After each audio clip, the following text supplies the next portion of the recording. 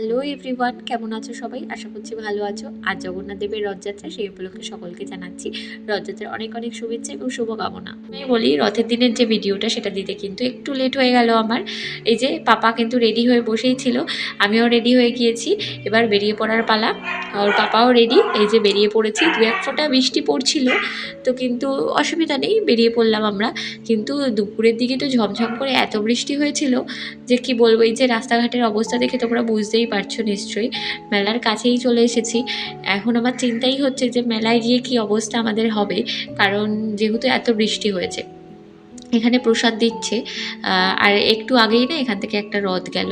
তো সে আর এখানটায় এক জায়গার থেকে প্রসাদ আর কি দিচ্ছে, খিচুড়ি প্রসাদ, ঠাকুরের জগন্নাথ দেবের প্রসাদ হিসেবে দিচ্ছে।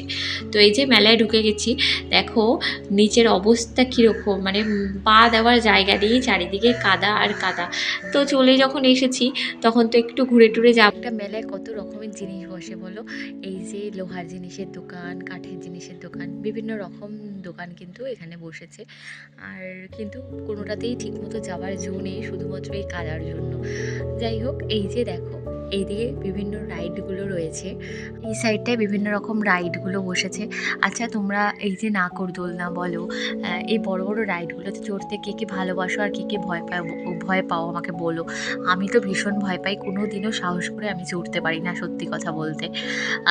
আর এই যে এই টুকটাক জিনিসগুলো কিনেছি 10 টাকায়, হরেক মাল 10 টাকার থেকে কয়েকটা ঝুড়ি কিনেছি, আর পাপার জন্য দুটো খেলনা কিনেছি। তো এই টুকটাক আজকে কিনতে পেরেছি। তো অন্য একদিন ইচ্ছা আছে আবার আসার, তো দেখা যাক। আর এই পাপাকে রাইডগুলো না জিজ্ঞাসা করছিলাম চড়াবো কি না, তো ও বললো যে অন্য একদিন চড়াবো, আজকে আর এই জল কাদার মধ্যে বৃষ্টির মধ্যে দরকার নেই। বেশ ভালো লাগছে।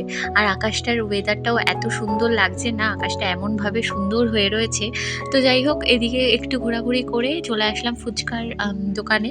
তো ফুচকা খেতে, আর মেলায় আসবো ফুচকা খাবো না সেটা তো আর হয় না। যা হোক, বাড়িতেও চলে আসলাম। এসে এই যে বাড়িতে একটু জিলিপি নিয়ে এসেছিলাম, আর এদিকে রয়েছে ঠাকুরের প্রসাদ, পোলাও, খিচুড়ি, পায়েস আর ধোকার ডালনা।